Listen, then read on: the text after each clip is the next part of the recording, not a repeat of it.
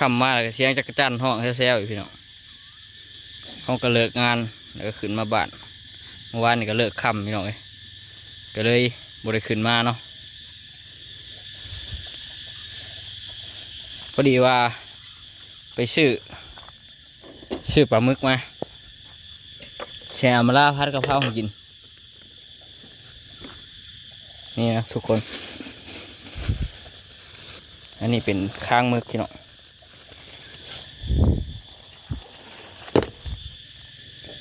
อามาลาเพื่อนก็อยู่ในสวนนี่แหละทุกคนสบายดีพี่น้องสบายดีFCเพื่อนสุขุมทุกคนตะเวนค่อยค่ำลงแล้วพี่น้องตกดินแล้วเนาะพอดีขึ้นมาค่ำแน่มือนี่สีมาเฮ็ดกับข้าวแรงกินอยู่พี่ก็อามาลา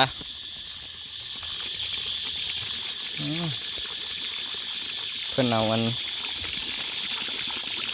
ผักตบมาลงก็เปิดน้ำใช่พี่น้องจักจั่นห้องแซวอยู่สวัสดีจ้าหาใครคุยอันนี้น้องย้ำขายนางก็ว่า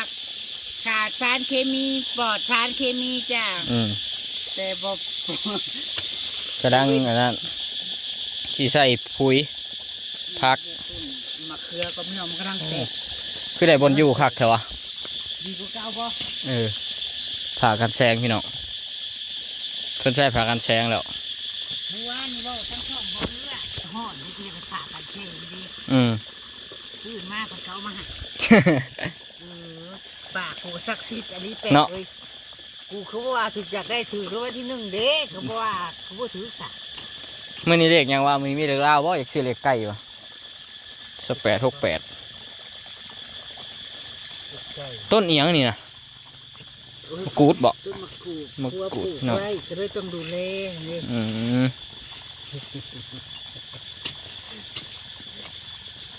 มันก็งามใช่เนาะใช่พุ่นใช่พุยพี่น้องพอดีสิกินข้าวแรงแล้วอากาศเย็นๆเบื่อในชิลงเนาะวันนี้จะมากินข้าวแรงกับอมราอีกแล้วนะทุกคนมุ้งเข่าไว้อยู่นะในเทียงแล้วสีหลังไฟมึกโลหนึ่งพี่น้องข้างมึกใช่เป็นซีประดับขนาดเลยเดี๋ยวไปรีวิวเฮือนเพิ่นก่อนเมื่อวานนี้มาค่ำก็เลยบริขึ้นมาเนาะป๊อดอำมาลาคือว่าแล้วอันใช่อันแท่งน้ำเนาะมันก็เลยสูงว่าวกับห้องน้ำเจ้านี่แล้ววะพอดีกับใช่แท่งน้ำวะสูงอะไรพี่น้อง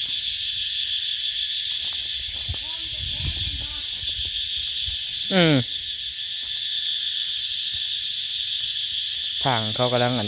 ห้องกระเทคานยึดทั้งลุ่มเนาะยึดเสาห้องน้ำแล้วก็เอาดินเขาพูนไว้เตรียมกระห้องหนึ่งพี่น้อง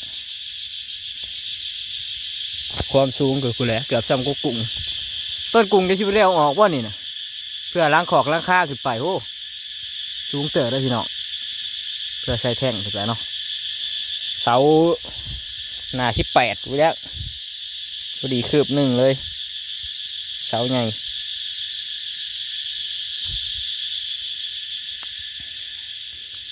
นี่ทุกคนที่เด็ดอยู่นี่เนาะที่เด็ดก็คือโครงบ้านพี่น้องแล้วเบื้องนี้อันนี้เป็นโครงเบื้องซ้ายมือตะเว้นออกพี่น้องแล้วก็โครงกลางของโถงบ่นี่ก็คือเขาเจ้าทักเรียบร้อยเนาะนี่กำลังเห็นทรงเห็นแบบพี่น้องแบบประมาณนี้แต่ก็ยังสิก่อซ่านออกไปอยู่เลยหนาบ้านตัวนั้นเนาะห้องตัวนั้นห้องน้อยหนึ่งเนาะตัวนี้เป็นห้องโถงก็คือโครงตัวนี้ขึ้นกับตัวนี้เนาะกับห้องนี้ส่วนห้องตัวนี้ก็แล้วไปแล้วเนาะตัวนี้จะอยู่ขวามือแต่เว้นตกบ้านแผด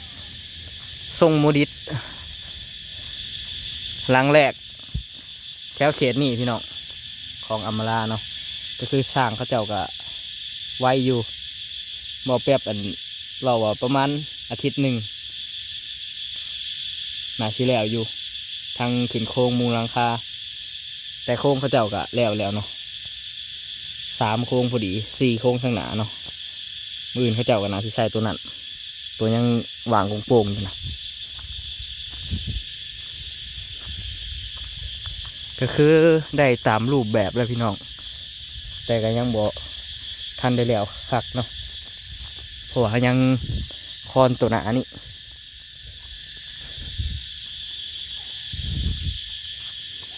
แต่ว่าสิใช้เล็กน้อยกว่า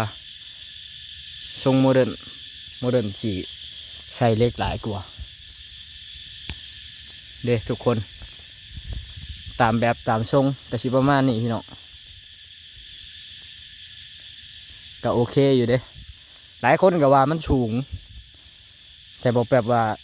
ซัมนี่ถือว่าโอเคอยู่เพราะว่าเพื่อเขาใส่พวกเพดาน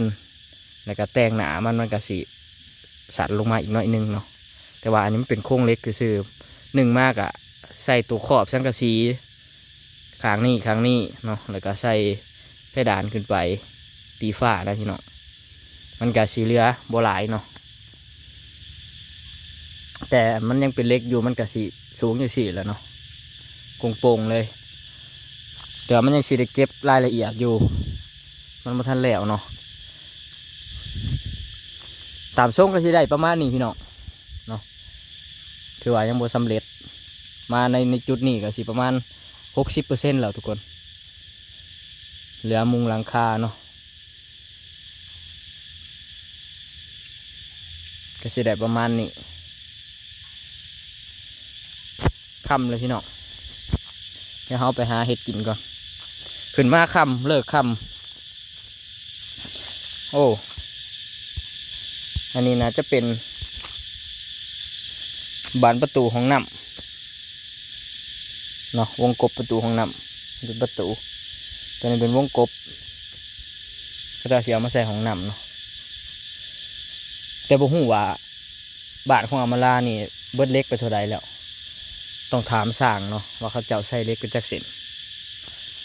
เพราะว่าห้ามบริยูน้ำเขาเบิดมือเบิดเว้นเลยบ่แป๊บก็ไปเห็นงานขั้นขึ้นมายังชี้หูอยู่ว่าเขาเจ้าใส่ไปเท่าไหร่เนาะบ่ได้ไล่น้ำเขาอันนี้พวกเศษมันนี่เนาะพวกนี้ก็ยังใส่ได้อยู่พี่น้องยังไม่ทันแล้วเนาะก็จะยังสีเก็บขึ้นไปใส่ทั้งเทิงอยู่อันนี้ก็เป็นบล็อกนี่ก็เสียมาเห็ดห้องน้ำ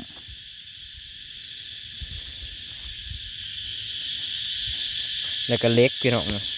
ก็สั่งมาเรียบร้อยเนาะสั่งเขาจะสั่งมาจะซื้อมาใส่พวกนี้แล้วเนาะพวกห้องน้ำเทคานลุมก่อขึ้นแล้วก็เทอีกคานอีกอยู่เทิงแล้วก็ใส่อันนั้นลวดเลยแล้วก็ขึ้นแทงน้ำเนาะเห็ดหลังคา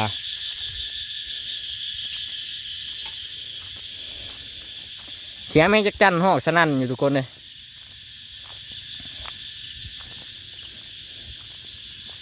เอามาละจะซื้อป่ามาจากทงเอามาละเพิ่นซื้อป่ามา10 ถุงพี่น้องอันนี้คือปล่อยป่าลงไปแล้วทุกคนน้ำก็สิได้เปิดใช้ไว้ตลอดเนาะจะซื้อป่ายังไงเดี๋ยวไปถามนางก่อน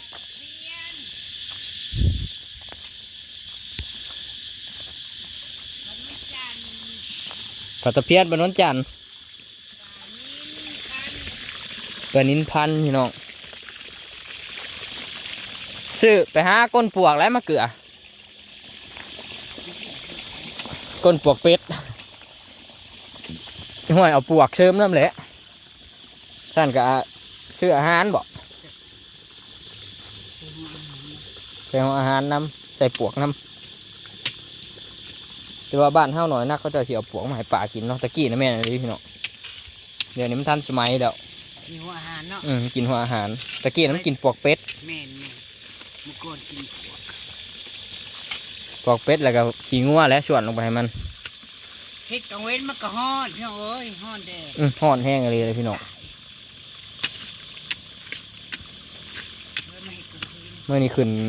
โค้งขึ้นหลังคาก็ได้เลิกค่ำโค้งบ่ มื้ออื่นกับพ่นสีมื้อฮื้อกับมุ้งอีกประมาณ2-3 มื้อก็คือสีแล้วเขาก็เห็นงาน3-4 มื้อนี้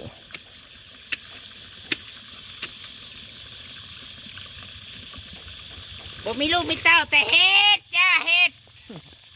ใส่ปุ๋ยเนี่ยมือแรงคัดใช้ตอนไอ้ย่ำกลางเว้นแล้วมันห้อนพี่น้องพืชทั้งสิตายเนาะคือใช้ย่ำมือแรงแล้วเฮากระหดเลยนี่กระสิซื่นโอ้หน่อใหม่นะพี่น้องมือเกิดแหนงแล้วทุกคน ไม่แม่เธอตุน ตัวนี้เราออกมาปลูกวะ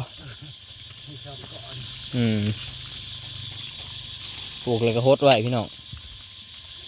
บ้านชวนนำมาลากำลังสิเป็นจริงเลยเด้อทุกคนใกล้เข้ามาเรื่อยๆแล้ว เขาปลูกก็เริ่มหลายแล้ว ป่าก็ปล่อยแล้ว ได้อยี่ต้นข้าวนะ ได้ ได้บ่ แต่ว่ายังบ่ทัน ยังไม่ทันปลูกเพิ่นไปตลาด เพื่อนแต่ว่าหนอกบด ไปตลาดเขมราชพี่น้อง โอ้ เมื่ ย อวานนี่ ลาบลาบ เป็นเท่าไหร่ ไปชนุมานบอกไว้ก่อน ตะกี้น่ะ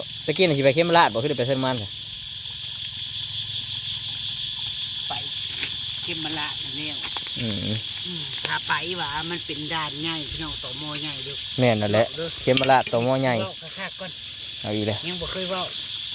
อุตส่าห์งุกยิบอยู่เดี๋ยวไปหอดด่านเฮาเนาะไปหอดด่านเฮาเด้ออ้อยยายรวยลอย อลิส อืม แล้วก็เจ้า แม่น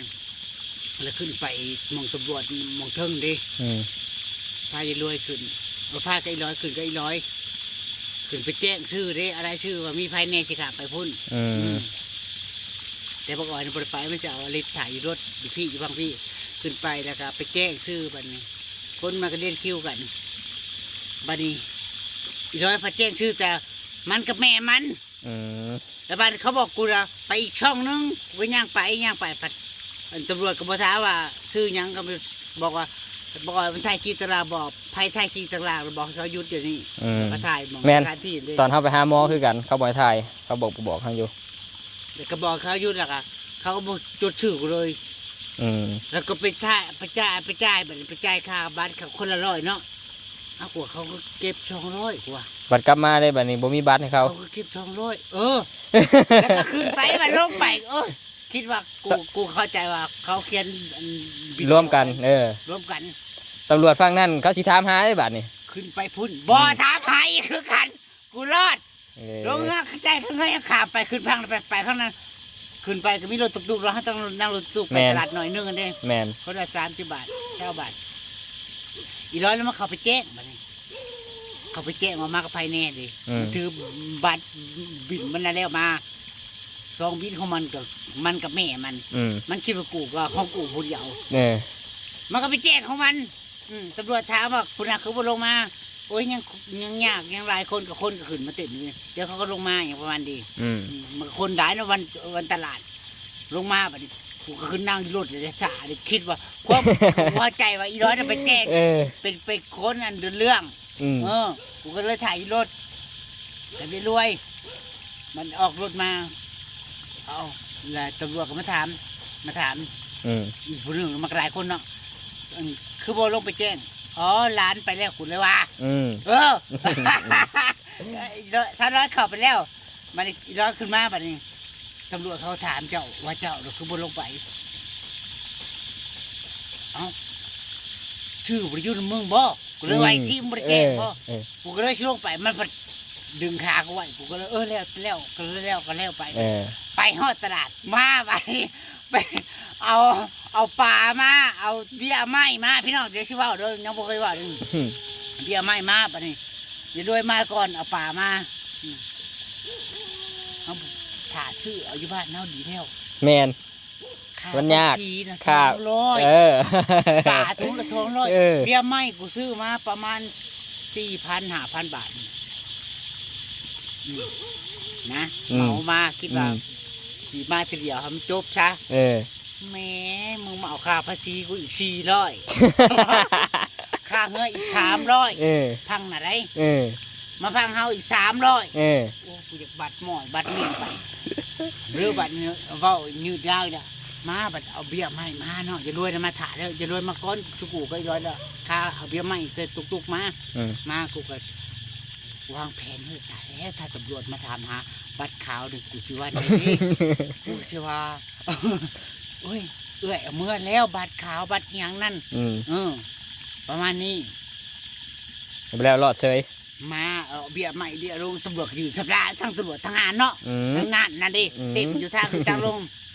ก็ไปเกียร์เรื่องนั้นเรื่องนี้ร้อยเอาสกิปกันมึงอยู่ดีเถอะอันถาพวนคนผูกเขาจะมาหาป่าหาต้นไม้ลงให้เขาเนาะจ้าเขา